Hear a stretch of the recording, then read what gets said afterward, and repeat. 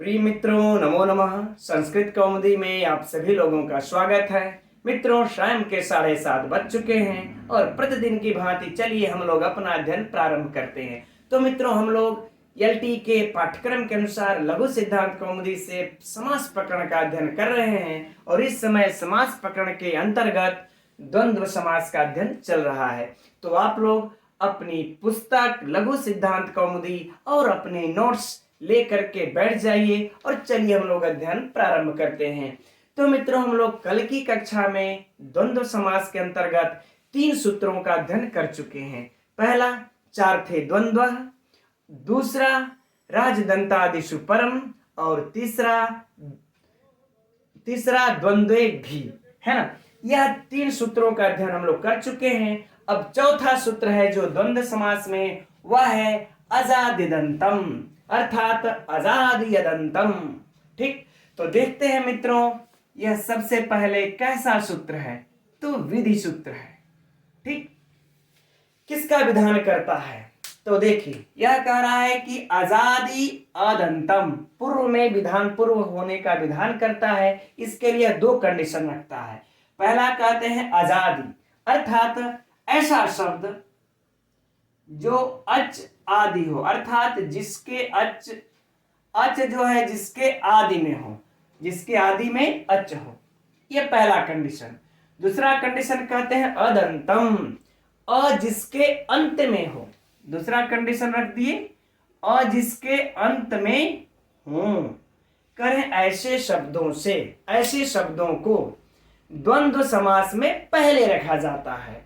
ठीक, सिंपल सी बात है, बिल्कुल सरल सा सूत्र है, लेकिन महत्वपूर्ण सूत्र है ना, कि अच जिसके आदि में हो और अ जिसके अंत में हो, ऐसे शब्दों को द्वंद्व समास में पहले रखते हैं। उदाहरण मित्रों है ईश कृष्ण, बहुत ही प्रसिद्ध उदाहरण है, आप सभी लोग जानते होंगे। लेकिन मित्रों, इसे आप लोग बिल्कुल सरल मत समझिएगा, क्योंकि अभी इसमें से कुछ जो गुड़ बातें होंगी, जो परीक्षा में आप लोगों को उलझाएगा, उसका हम लोग पहले सिद्धि कर लेते हैं, तब उसकी चर्चा किया जाएगा। ठीक, इस कृष्ण, तो इसका लौकिक विग्रह क्या हो जाएगा मित्रों? ईशश्च कृष्णश्च,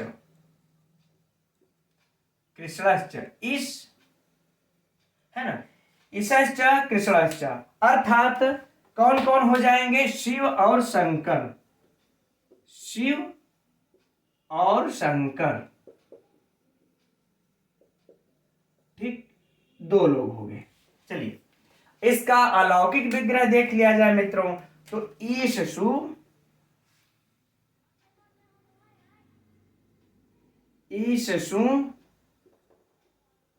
जोड़ क्या हो जाएगा? कृष्ण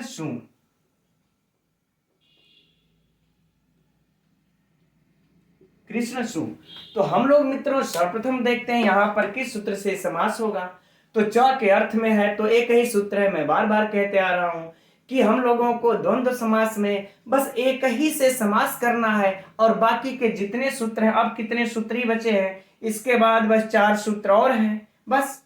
तो बाकी के सूत्र बस यही बताते हैं किसका पूर्व में प्रयोग होगा और किसका समाहार अर्थ में होगा, कौन एक शेष में होगा, बस यही बताते हैं। बाकी समास बस एक ही सूत्र से करना है। किससे? चार्थे द्वंद्व, है ना, यही सूत्र है। चलिए, अच्छा, ठीक है। अब हम लोग आगे बढ़ते हैं। इसकी अब यहीं पर हम लोगों का मित्रों इस सूत्र का काम आ जाता है, क्योंकि किसका पूर्व में प्रयोग होगा यह सुनिश्चित अब करें जिसके आदि में अच हो। तो देखिए, आदि में इसके अच है, कृष्ण के नहीं है। इसके आदि में अच है ई, और कहते हैं फिर अ अंत में हो। अ कहां हो? अंत में हो। तो देखिए, श के अंत में क्या है? अ। तो ये वाला कंडीशन पूरा हो गया। ठीक है ना दोनों। तो इसको हम लोग पूर्व में प्रयोग कर देंगे, अर्थात इसको पूर्व में रहेगा। अब इसके बाद क्या करना है? सेम वही प्रक्रिया होगी मित्रों। कृत तद्धिति समासाश्च से इनकी प्रातिपदिक संज्ञा, फिर सुपो धातु प्रातिपदिक से इन सु का लोप हो जाएगा, है ना। चलिए, जो लोग अगर पहली बार देख रहे होंगे उनके लिए मैं लिख देता हूं, कृत तद्धिति समासास्य सूत्र से इसकी प्रातिपदिक संज्ञा और फिर सुपोह धातु प्रातिपदिकयो सूत्र से इन सु का लोप हो करके क्या बचेगा, इस कृष्ण, इस कृष्ण, ये बच गया हम लोगों का। ठीक मित्रों, अब इसके बाद हम लोग यहाँ पर सुआदि की मतलब विभक्ति कार्य करेंगे ही, सुआदि की उत्पत्ति करेंगे। तो दो लोग हैं शिव और शंकर, तो द्वितीय विभक्ति प्रथमा विभक्ति के द्विवचन में क्या हो जाएगा, जैसे रामः रामौ, बालकः बालकौ, तो ईश कृष्णौ हो गया, यह हम लोगों का रूप सिद्ध है। अब मित्रों इसमें परीक्षा के लिए पहले प्रश्न की चर्चा कर लेते हैं, फिर जो कंफ्यूजन पैदा करते हैं उनको देखा जाएगा। तो देखिए यहां पर सबसे पहले तो यह पूछा जाएगा मित्रों कि इस कृष्णों में कौन सा समास है, तो इतरेतर द्वंद्व है। ठीक है ना, यह इतरेतर द्वंद्व, चार थे द्वंद्व के सूत्र से इतरेतर द्वंद्व को प्राप्त होता है, चूंकि चौ यहां पर इतरेतर योग में आया है। ठीक, और इसमें इस कृष्णों में किस सूत्र से समास हुआ है, तो चार थे द्वंद्व से हुआ है। इस कृष्णों का यह रहा लौकिक विग्रह और ये रहा अलौकिक विग्रह। अगला प्रश्न होगा कि इस कृष्णों में, परीक्षा के लिए एकदम महत्वपूर्ण प्रश्न है मित्रों ये, कि इस कृष्णों में किस सूत्र के द्वारा इसका पूर्व में प्रयोग हुआ है या पूर्व में निपात हुआ है, तो अजादिदंतम ही मारिएगा, अजादिदंतम ही टिक लगाइएगा, दूसरा नहीं। अब मित्रों प्रश्न उठता है कि यह तो सिर्फ दो ही पद हुए, अगर एकाक पद इसमें और जुड़ जाए, क्योंकि च के अर्थ में अनेक सुबंतों का समास होता है, तो एक सुबंत और आ जाए और उसमें भी यही कंडीशन वाले दो ठो शब्द मिल जाए इसके समान, तब किसका प्रयोग हम करेंगे, प्रश्न खड़ा हो जाएगा। तो इसके लिए उदाहरण है मित्रों, जैसे अश्वश्च, आप लोग देखते रहिएगा, इसको समझिएगा। अश्वश्च, ठीक, और रथश्च, अश्वश्च रथश्च, अब इसके बाद है कर लेते हैं इंद्रश्च, इंद्रश्च। ठीक है, अब यहां पर देखिए मित्रों, अश्व, रथ और इंद्र, तो यहां पर हम लोगों को इंद्र भी इस कंडीशन को पूरा करता है, अचादि में है और अंत में है, इंद्र में है ना, इस कंडीशन को पूरा कर रहा है ना अजादिदंतम सूत्र के। अब रथ में तो नहीं कर रहा है, क्योंकि इसके प्रारंभ में र है, व्यंजन है, तो ये तो नहीं पूरा कर रहा, लेकिन इधर अश्व भी पूरा कर रहा है इसके कंडीशन को। तो अब पहले हम अश्व का प्रयोग करेंगे या फिर इंद्र का, तो इसके लिए मित्रों यह नियम आता है, बहुस्व नियम है, एक वार्तिक है, वार्तिककार आते हैं कि जब बहुत हो जाए तो उसके लिए है कि चाहे आप इसका पूर्व में प्रयोग करके इन दोनों का बाद में प्रयोग कर लें, चाहे इसका प्रयोग करके इन दोनों को बाद में प्रयोग कर लें, अर्थात पहले आपको एक इस कंडीशन को लागू करने वाले अच जिसके आदि में हो और अ जिसके अंत में हो, ऐसे शब्द को रख करके बाद में किसी को भी रख सकते हैं। ठीक, तो जब ये कंडीशन लागू होगा मित्रों, तो हम लोगों का क्या बन जाएगा यहाँ पर, है ना। एक तो चलिए इस तरीके से हम लोग लगा देते हैं, तो अश्व, अश्व को पहले रख लेते हैं, तो अश्व फिर रथे, रथ फिर इंद्रश कर देंगे, तो रथेंद्र क्या बन जाएगा, अश्व रथेंद्र, बहुवचन हो जाएंगे, तीन है तो रथेंद्र, इस तरीके से बहुवचन हो गया, यह भी बना लेंगे। अगर हम चाहें तो पहले इंद्र को रख करके हम क्या कर सकते हैं, इंद्राश्वरथा, है ना, हम इंद्र को बाद पहले रख करके अश्व को बाद में रख करके इंद्रा ये कर सकते हैं, इंद्राश्वरथा वाह कर देते हैं, तो विसर्ग हटा देंगे, वाह हो गया ना। तो हम लोगों का मित्रों यह भी ऑप्शन सही, यह भी सही है और यह भी सही है। तो परीक्षा में यदि इस प्रकार से आप लोगों को उलझाने की कोशिश करें तो इस बात को ध्यान में रखिएगा। ठीक, चूंकि हम पूर्व में एक आजाद अच आदि और अ अंत वाले को रख करके बाद में किसी को भी रख सकते हैं। अब प्रश्न यहां तक तो ठीक है ना, लेकिन हम लोगों ने मित्रों कल जो एक सूत्र का अध्ययन किया था, अब आइए उसको पहले थोड़ा सा द्वंद्वे घी की चर्चा कर लेते हैं। अब वहां भी आप लोगों को यह उलझा सकता है। ठीक, अब यहां पर तो चर्चा इसकी हो चुकी है, इसका कोई जरूरत नहीं है। ठीक, चलिए अब द्वंद्वे घी की थोड़ी सी चर्चा कर लेते हैं। जो हम लोगों ने मित्रों द्वंद्वे घी पढ़ा था कल, द्वंद्वे घी, यह क्या कह रहा था कि जो घी संज्ञक है उनका द्वंद्व समास में पूर्व में प्रयोग हो। ठीक, अब कंडीशन पैदा कर रहे हैं कंफ्यूज करने वाले प्रश्न को, है ना। अब पैदा कर रहे हैं हम लोग कि अगर जहां पर ये द्वंद्वे घी सूत्र और अजादिदंतम सूत्र दोनों काम करने लगेंगे, दोनों प्राप्त होने लगेंगे एक ही उदाहरण में, तब क्या किया जाएगा? पहले आप इसको प्रयोग कीजिएगा या फिर पहले अजादिदंतम वाले नियम को लागू कीजिएगा, है ना। तो जब ये दोनों प्रयोग होने लगे मित्रों, अब इसका देखिए साफ उदाहरण आप लोगों को, बड़ा ही प्रसिद्ध उदाहरण है, उसको हम लोग देख लेते हैं। अग्निश्च और इंद्रश्च, ठीक, ये बनता है अग्नि और इंद्र। हम लोग इसका अलौकिक विग्रह वही होगा, अलौकिक विग्रह तो मित्रों वही होगा, अग्निशु इंद्रशु।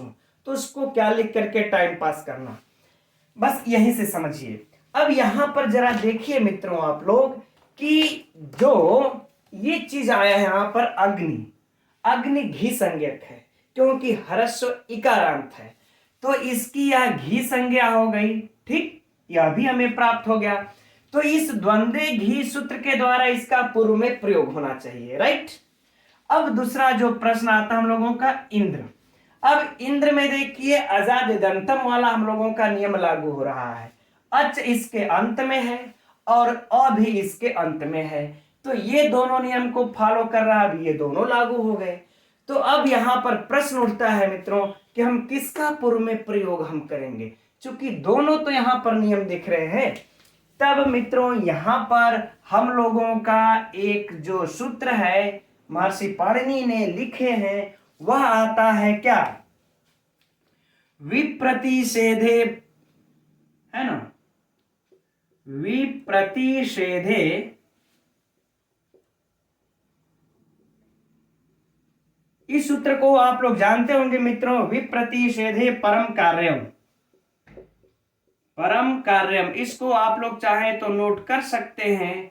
यह क्या कहता है कि जब दोनों विपरीत कार्य की एक ही जगह पर उपस्थित हो जाएं, यानी दो कार्य जब एक ही जगह पर उपस्थित हो जाएं, तब परम कार्यम। तो जो बाद वाला सूत्र कहा गया है, जो पर में जिसका वर्णन है उसी को आप लागू करिएगा, उसके बातों को मानिएगा, जो पहले आकर के कहा था उसको नहीं मानना है। फिर से ध्यान से समझिए इस सूत्र को। जैसे कोई एक लोग आया, वह कुछ बात कह करके गया कि आपको ऐसे करना है, फिर उसके बाद कोई आया, वह कह रहा है कि नहीं, उसी सेम कंडीशन को कार्य ऐसे करना है। तो आप पहले वाले नियम को मत मानिए, जो बाद में आया उसके नियम को मानिए। ठीक, तो जब ये कंडीशन लागू होता है तब हम लोग इनके सूत्र संख्या को देखेंगे, क्रम संख्या को देखेंगे कि यह किस पे कहे हुए हैं। तो मित्रों जब हम लोग क्रम संख्या को निकालते हैं तो देखिए द्वंद्वे घी यह कहा हुआ है 2-2-32 पर, और ये कहा गया है 2-2-33 पर। ठीक है, तो इस प्रकार से ये पहले कहा जाता है और ये 2-2-33 यानी इसके बाद में कहा गया है। दूसरे अध्याय के दूसरे पाठ का यह 33वां सूत्र है, तो हम इसके वाले बात को मानेंगे, द्वंद्वे घी को नहीं मानेंगे। तो जब हम जब हम जो है कि अजाद्यंतम वाले को जब बात को मानेंगे तो इसके नियम को लागू करने वाला कौन है? इंद्र। तो हम इंद्र का अब पूर्व में प्रयोग कर देंगे, झगड़े का निवारण हो गया। ठीक, तो पूर्व में प्रयोग करके हम बना लेंगे मित्रों इंद्राग्नि। क्या बन जाएगा? इंद्राग्नि। राइट। अब बाकी हम लोग इसमें जो है कि शु आदि की जो उत्पत्ति होगी वो सब करके फाइनल हम लोग अब कर लेंगे। इसी तरह से मित्रों जो है कि वायुश्च इंद्रश्च, है ना, वायुश्च इंद्रश्च, इंद्र वायु बनता है। इंद्र वायु, इंद्र वायु। इसमें भी देखिए वायु क्या है? घी संज्ञक है, हर्ष उकार है, तो घी संज्ञक है और यह इंद्र जो है इसके कंडीशन को लागू कर रहा है, इसका पूर्व में प्रयोग हो जाएगा। इसी प्रकार से अर्केंदु भी बनता है। तो इस प्रकार से अगर परीक्षा में आप लोगों को दे करके पूछे प्रश्न तो आप वहां पर मान लेते हैं, तो रटा हुआ उदाहरण है, अगर इस रटे हुए उदाहरण को छोड़ करके कोई अन्य उदाहरण दे देता है तब हम लोग ये वाला नियम लगा करके इसके द्वारा आप लोग शुद्ध विकल्प को, शुद्ध उत्तर को छांट सकते हैं बिना कंफ्यूजन के। ठीक है मित्रों, अब चलिए हम लोग इसके अगले सूत्र का अध्ययन करते हैं। तो अब अगला सूत्र है मित्रों अल्पाचतरम। यह सूत्र बिल्कुल सरल सूत्र है मित्रों, और यह सूत्र भी पूर्व सूत्र अर्थात अजाद्यदंतम सूत्र की भांति शब्दों का द्वंद्व समास में पूर्व निपात कर रहा है। कंडीशन बस थोड़ी सी चेंज है। कहते हैं अल्प अच, यानी कि जो अल्प अच वाला शब्द हो, जो दो पद होते हैं, तो जिस पद में कम अच वाला जो पद होगा, जो शब्द होगा, उसका द्वंद्व समास में पूर्व में प्रयोग होगा। जैसे कहते हैं शिव केशव, उदाहरण में शिव केशव। ठीक, इसका लौकिक विग्रह हो जाएगा मित्रों शिवश्च, शिवश्च केशवश्च, शिवश्च केशवश्च। ठीक, अब इसका अलौकिक विग्रह भी देख लेते हैं। अलौकिक विग्रह सेम वही होगा, उसमें कुछ भी विचार करने जैसा कोई बात नहीं है। शिव शु धन केशव, केशव शु। ठीक, यही हो जाएगा। अब बाकी यहां पर समास तो आप लोग समझ सकते हैं, यहां पर समास किससे होगा? चार थे द्वंद्व सूत्र से होगा। अब मित्रों यहां पर अब जो प्रश्न जिसके लिए यह सूत्र लिखा गया, अब वह कंडीशन अब आ रहा है, किसका पूर्व में प्रयोग होगा? तो यह कहते हैं कि अल्प अच वाला। तो इसमें देखिए हम लोगों को तीन अच दिख रहा है। एक तो अच इसमें देखिए क्या है? ए, फिर स में है अ, फिर व में भी है अ। तो यहाँ पर एक दो तीन अच नजर आया, और इसमें सिर्फ एक ई है और एक अ है, यानी कि यहाँ पर एक दो अच नजर आया। तो ये अल्प अच वाला है, अतएव इसका पूर्व में प्रयोग करेंगे हम लोग, और पूर्व में प्रयोग करके क्या बन जाएगा मित्रों? शिव केशव, शिव केशव, ये बन गया, हो गया। अब दो हैं, विभक्ति का कार्य जब हम लोग करेंगे तो शिव केशव ये सिद्ध हो गया। यद्यपि मित्रों इसके कुछ वार्तिक अपवाद में वार्तिक भी आते हैं, लेकिन हम लोगों के वह लघु सिद्धांत कौमुदी में नहीं है, तो उनको पढ़ने की विशेष आवश्यकता नहीं है। बस मैं उदाहरण के रूप में उसका चर्चा हम कर दे रहे हैं, जिसको कि आप लोग चाहेंगे तो नोट कर सकते हैं। जैसे है युधिष्ठिरार्जुनो, युधिष्ठिर अर्जुनो, युधिष्ठिर और अर्जुनो। ठीक है, ये रहा।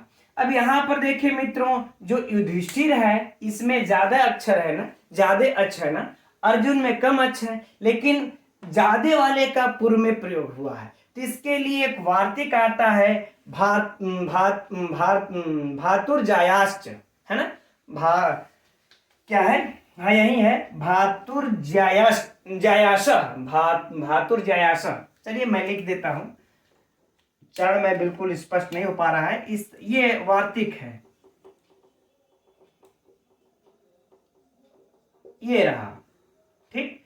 भातुर्जायास, इस वार्तिक के द्वारा जो बड़ा भाई होता है, ज्येष्ठ होता है, उसका पूर्व में प्रयोग हो जाता है, तब ये वाला हम लोगों का सूत्र काम नहीं करेगा। और भी इसके बाद एक और भी, जैसे कि जो महत्वपूर्ण है मित्रों इस परीक्षा की दृष्टि से, इसलिए मैं आप लोगों को हम बता रहे हैं। आप लोगों के पुस्तक लघु सिद्धांत कौमुदी में नहीं दिया होगा, इसे आप लोग नोट कर लीजिएगा। अगला है मित्रों इसका एक और देख लीजिए, वासुदेवार्जुनव। वासुदेवार्जुनव,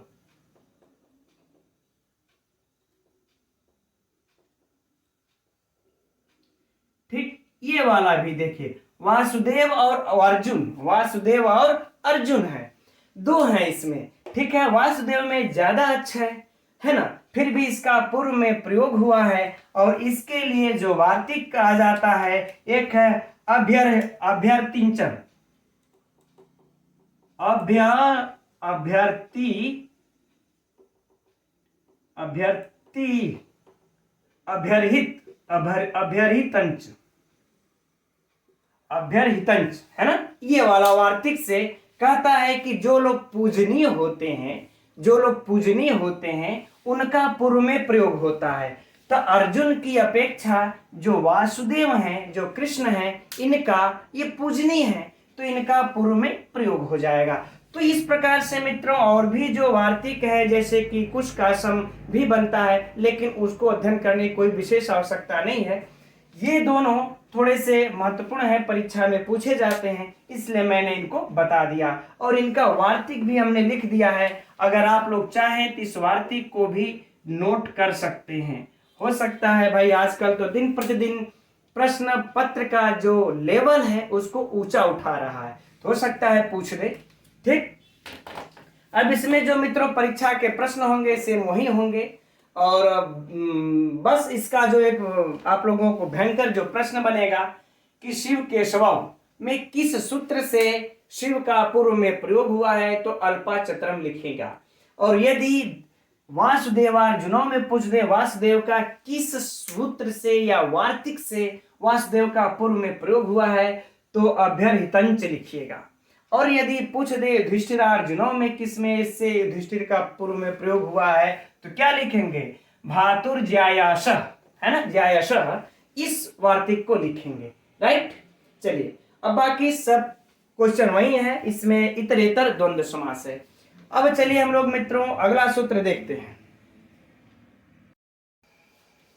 तो अगला सूत्र है मित्रों पिता मात्रा। इसकी परिभाषा बिल्कुल सरल है मित्रों, लेकिन इसके उदाहरण की सिद्धि हम लोगों को थोड़ी सी उलझा सकती है, थोड़ा सा उसमें दिमाग लगाना पड़ेगा। तो आइए पहले हम लोग इसके परिभाषा को देखते हैं, फिर उदाहरण और उसकी सिद्धियों को देखा जाएगा। तो मित्रों यह कह रहा है कि पिता मात्रा, यानी कि मात्रा, मातृ शब्द के साथ, मातृ शब्द के साथ जब पितृ शब्द का समास होता है, तो यह पितृ शब्द विकल्प से शेष रहता है। पितृ शब्द किससे शेष रहता है, तो कह रहे हैं कि विकल्प से, ठीक, शेष रहेगा। अर्थात जब यह विकल्प से शेष रहेगा, तो यह मातृ शब्द क्या होगा, यह लुप्त हो जाएगा, यह लुप्त हो जाएगा। एक कंडीशन, और दूसरी कंडीशन में ये दोनों रहेंगे। बिल्कुल सरल है, आप लोग जानते हैं, ठीक। और इसी सूत्र से मित्रों जो अब यह एक ही पद इसका जो शेष बचता है, इसलिए हम लोग इसको एक शेष द्वंद्व कहते हैं।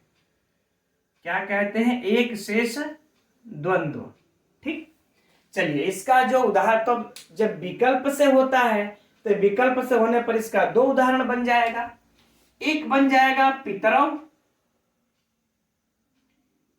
पितरव, और दूसरा बन जाएगा मित्रों माता पितरव, माता पितरव। सभी लोग आप लोग जानते हैं। चलिए फटाफट इसके हम लोग लौकिक विग्रह देख लिया जाए। माता च पिता च। ठीक, ये हो गया लौकिक विग्रह। अब अलौकिक विग्रह में मित्रों इसका जो होगा, इस विभक्ति को लाने से पूर्व ही पिता मात्रा सूत्र से इस मातृ शब्द का लोप हो जाता है, अर्थात गायब हो जाता है ना। कहने का भाव यह है कि जब हम लोग अलौकिक विग्रह में मातृशूधन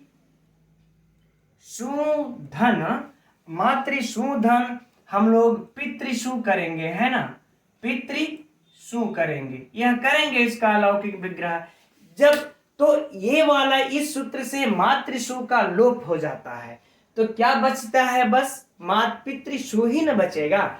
तो पितृशु जब बचता है मित्रों तो होता है कि यह शिष्यते सलुप्यमानार्थ विधायी, यह एक नियम है, यह एक न्याय है। इस न्याय से जब एक शेष जो शब्द बच जाता है तो वह दोनों के अर्थ को कहता है, तो इसलिए जब इसका हम लोग लोप कर देंगे तो जो पितृशु बचेगा, तो जब ये दोनों के अर्थ को कहेगा तब इसका अलौकिक विग्रह क्या हो जाएगा, याद रखिए पितृधन अव हो जाएगा। तो मित्रों ये चीज हम लोगों को याद रखनी है ना, ये चीज हम लोगों को याद रखनी है कि इसका अलौकिक विग्रह पितृ अव होगा, है ना। ठीक, जैसा विकल्प दे समझ लीजिएगा, इसको हो सकता है आप लोगों को परीक्षा में उलझाए, तो पितृ अव हो जाएगा। अब यहां पर मित्रों अब एक सूत्र आता है, एक सूत्र है पितृ अव हो गया। इस अवस्था में अब एक हम नोट कर देते हैं यहां पर ऋतो गी सर्वनाम स्थाने, यही है ऋतो गी सर्वनाम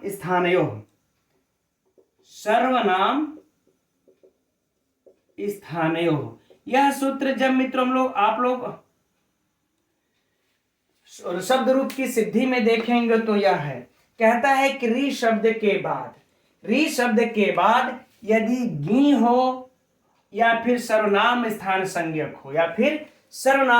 संज्ञक हो तो यहां पर रिकार को यह गुण कर देता है। तो रिकार को री का गुण क्या होगा, अर, तो क्या हो जाएगा ये पीतर धन औ, क्या हो गया धन औ, सिद्धि कर देंगे तो क्या बन जाएगा पीतरौ। तो ये मित्रों हम लोगों की सिद्धि हो गई।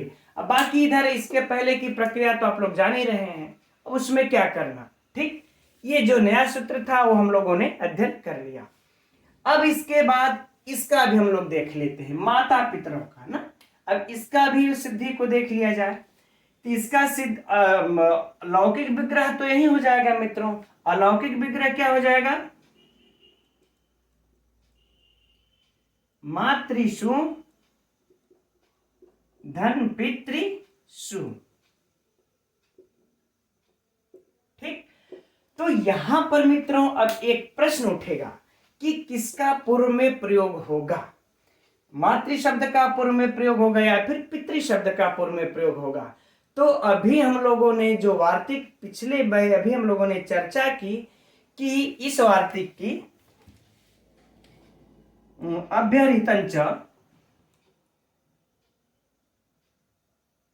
अभ्यर्हितंच जो वार्तिक हम लोगों ने पढ़ा, यह क्या कहता है कि जो अभ्यर्हित यानी कि जो पूजित होते हैं अधिक पूज्यमान होते हैं। पूजित का मतलब अधिक पूज्यमान, पूजित तो दोनों है लेकिन जो अधिक पूज्यमान होते हैं उनका पूर्व में प्रयोग किया जाता है। तो अधिक पूज्यमान कौन है मित्रों, माता पिता की अपेक्षा अधिक पूज्यमान होती है, पूज्य होती है। तो इस मातृ शब्द का हम पूर्व में प्रयोग करेंगे इस वार्तिक के द्वारा। तो ये वाला परीक्षा में प्रश्न आप लोगों को उलझा सकता है, तो इसे आप लोग नोट कर लीजिएगा।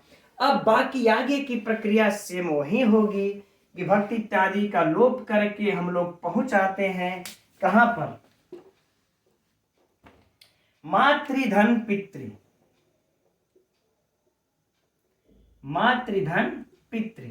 यहां पर पहुंच जाते हैं। अब यहां पर मित्रों एक सूत्र आ जाता है आप लोगों का, आनंग ऋतो द्वंद्वे। इसको भी अगर आप लोग नोट करना चाहेंगे तो नोट कर सकते हैं। आनंगरितो द्वंद्वे, द्वंद्वे। ठीक, ये सूत्र क्या कहता है? कहता है कि द्वंद्व समास में ये जो ऋतो यानी कि ये जो मात्रिका जो रिकार होता है, इस रिकार को आनंग आदेश हो, आनंग आनंग आदेश हो। स्पष्ट है, द्वंद्व द्वंद्व में रिकार को आनंग आदेश हो। तो रिकार को जब आनंग आदेश हो रहा है तो आप लोग जान रहे हैं कि आनंग में अंग का लोप हो जाएगा और क्या बचता है इसमें, मतलब अंग का और अ का लोप होकर के इसमें से क्या सिर्फ शेष रह जाता है, इसका ऐसे रहेगा। तो शुद्ध रूप से यही होगा। तो अनुनासिक हुआ, उपदेश अनुनासिक से इसका अ का भी लोप होकर के क्या शेष बच जाता है, इसका आम, यही शेष बचता है। तो हम लोग बस इतना ही अध्ययन करें कि द्वंद्व समास में अगर ऋष शब्द हो पूर्व में, याद रखिएगा पूर्व पद के, बाद वाले का नहीं कर देना है ना। पूर्व वाले पद के रिकार को आन कर देना है, आन कर देना है। तो जब हम आन कर देंगे तो क्या हो जाएगा, मात, मात। अब री को आन करना है तो क्या हो जाएगा, ऐसे लिख लेते हैं फिर से, मातान, माता न। चूंकि री को आन कर रहा है तो री की जगह आन होगा तो त में आ मिल के मातान, मातान धन पितृ, ये शब्द बन गया हमारा। अब यहां पर मित्रों हम लोगों का सूत्र कौन काम करेगा, न लोप प्रातिपदिकांतस्य, सूत्र अब आ जाएगा, न लोप प्रातिपदिकांतस्य, सूत्र आ करके इसके न का लोप कर देगा। न का जब लोप कर देगा तो क्या बच जाएगा हम लोगों के पास, है ना, क्या बच जाएगा, माता, माता और फिर पितृ। ठीक, माता पितृ। अब यहां पर मित्रों फिर दो लोग हैं तो द्वितीया और द्विवचन में प्रथमा विभक्ति का हम औ लगा देंगे।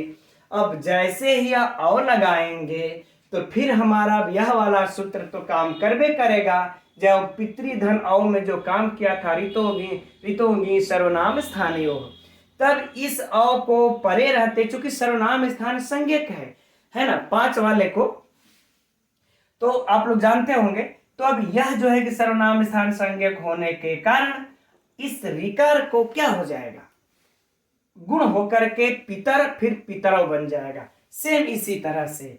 और बन करके मित्रों क्या बन जाएगा, ये माता पितरव, माता पितरव। तो ये रही मित्रों इसकी सिद्धि। ठीक है, हम समझते हैं, ये सिद्धि भी आप लोग समझ लिए होंगे मित्रों। इस तरह से सिद्ध करके अध्ययन कीजिए, कभी भी परीक्षा में आप लोग कंफ्यूज नहीं होंगे।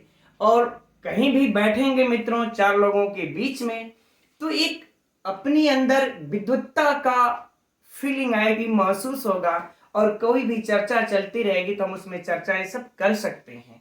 ठीक, तो अब इसमें हम लोग मित्रों परीक्षा की थोड़ी सी चर्चा कर लेते हैं। पितरव मातरव में कौन समास है ना, पितरव में कौन समास है, एक शेष द्वंद्व है। पितरव में एक शेष द्वंद्व है। अगर माता पितरव दे देगा तब तो इसमें दोनों हैं, तो आप इतरेतर ही लगाना।